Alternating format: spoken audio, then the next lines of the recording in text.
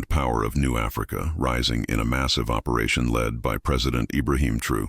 47 trucks, yes, 47, full of weapons and military-grade ammunition, were intercepted. The amount and type of weapons seized raised only bigger, darker questions. Who exactly were these arms meant for, and who from the shadows was pulling the strings?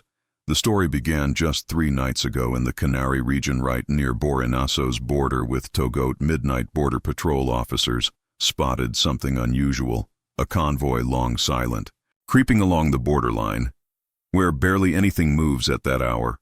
The scale of the convoy and its secretive timing triggered suspicion.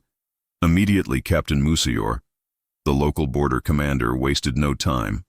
He raised the alarm and passed word up. The chain intelligence reports soon followed. They claimed the convoy was transporting humanitarian supplies, but something didn't add up. Why would humanitarian aid move under the cover of night, and why would they avoid the main highway taking back roads? Instead, when Traoré heard this, he didn't need more convincing. His instincts were sharp. He picked up the line to General Ibrahim Zerbo, head of the Special Forces General. He said, "Intercept that convoy, but act with care. This may not be simple smuggling." Their response was swift. Helicopters lifted. Off drones took flight. An ambush was laid. The 47-truck convoy rolled forward, completely unaware of what awaited. 8 exactly 4 us in the morning. The road ahead was blocked. The convoy halted. Panic broke out some. Drivers tried to flee, but it was already too late. The net had closed and every single driver was captured. Then came the real shock. The first truck was opened, and what spilled out from the sacks labeled humanitarian aid made seasoned soldiers freeze. Modern automatic weapons, AK-47s, M16 rifles, hand grenades, rocket launchers, each truck an arsenal. Captain Cabaret called in, stunned. Traoré, "Mr. President, you won't believe this. There's enough firepower here to arm a full battalion. This isn't a smuggling ring. Someone's preparing for war inside." "Burkina Faso," Traoré replied, his voice cold, firm, unwavering. "Secure everything, every bullet, every box. Leave nothing and make the drivers talk. We need names, we need motives." One of them, a man named Jean-Baptiste Compere, was the first to break. He trembled as he spoke. "They told us these were agricultural machinery. Parts. We were going to take them to a warehouse in Togo. From there, they would be loaded quietly onto a ship under Theradar." As the interrogation deepened, the true scale of the operation slowly came to light. Most of the drivers had no idea what they were really transporting.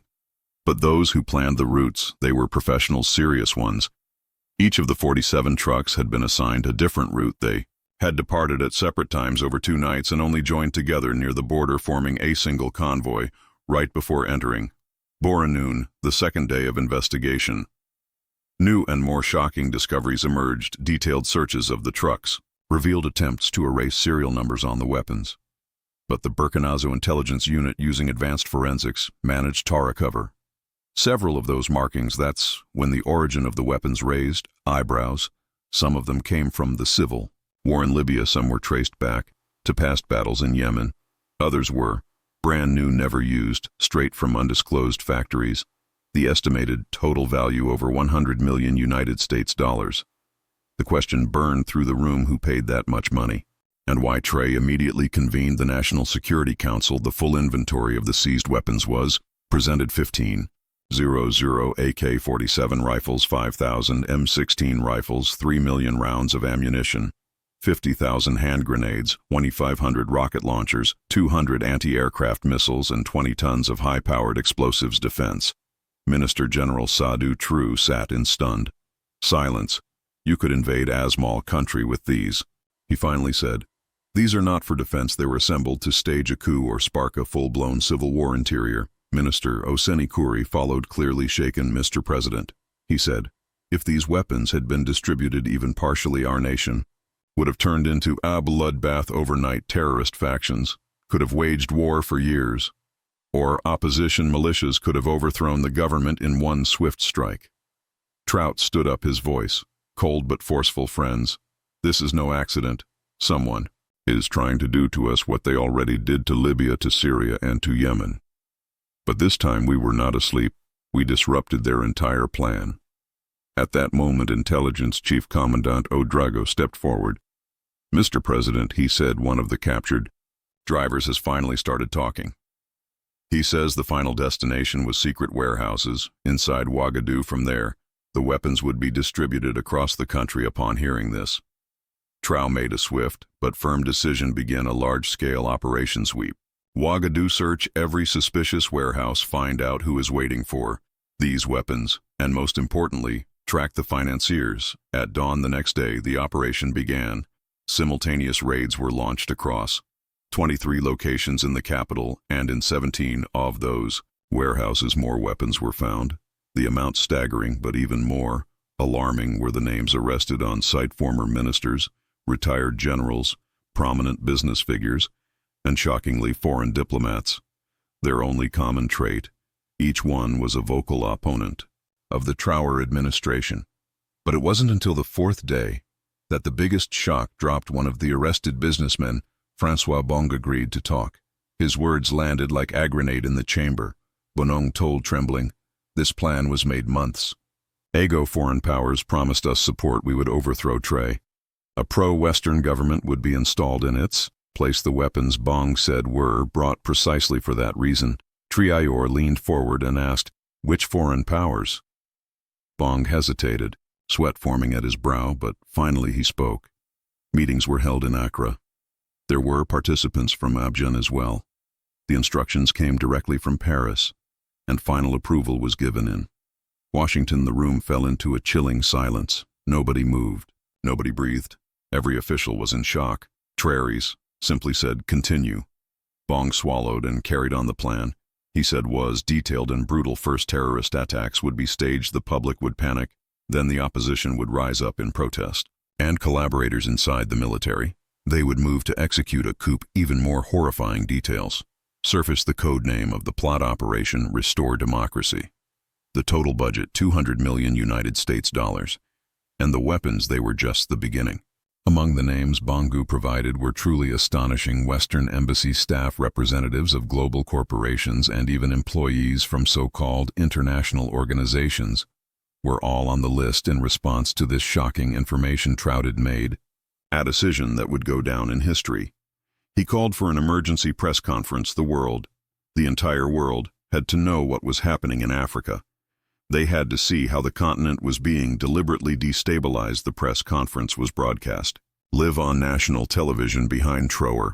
A towering display of the confiscated weapons was arranged.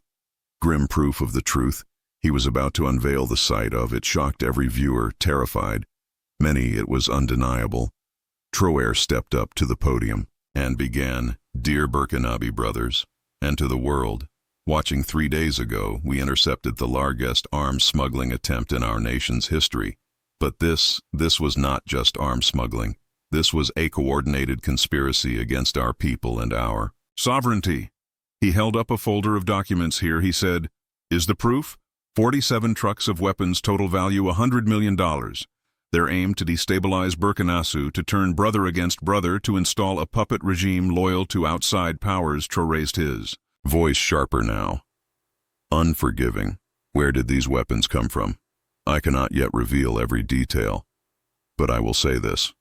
The imperialists still want to control Africa, but they will not succeed, because this time we are awake." Journalists in the hall began asking questions excitedly. The correspondent from CNN stood up. "Which countries are behind these weapons?" Traoré remained composed. "The investigation is still ongoing here," replied. "But some of the weapons were manufactured in NATO member countries." The BBC correspondent followed quickly. "So who are the leaders of this conspiracy?" Traoré nodded slowly. 17 individuals have been arrested. He said, "Among them are former ministers and retired generals. Informants are talking, and soon all of the truth will be revealed." Then came a question from Al Jazeera. "How will this affect regional security in West Africa?" Traoré answered without hesitation, "This is not an attack only on Burkina Faso." He declared it is an attack on the entire continent, all of Africa. Similar conspiracies are already in motion in Mali, in Niger, and in Guinea. "We must now act as soon." A journalist from the Russian press asked next. "Will you be increasing your security measures?" Traoré said firmly. "Absolutely. Our army is fully on alert. Our borders are under the tightest control." but more importantly, our people. They are with us. The most striking moment of the entire press conference came when one of the detainees' confessions was broadcast. Liv Francois Bong appeared on the screen. His face was stained with tears, his voice shaking. They deceived us. He said they told us we would bring democracy, but in truth we would have divided our country. Traoré is right. He continued, we became traitors. I apologize with all my heart to my people. When the video ended, a heavy silence filled the hall. Trao continued speaking.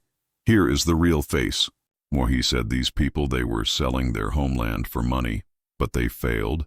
And let me tell you this, they will continue to fail. While the press conference was still going on outside, something remarkable was unfolding. Thousands had gathered in the streets to support Traoré. Banners were held high, slogans were being chanted, long life, Traoré, down with imperialism. Traoré came out and addressed the people directly. My dear citizens, he said,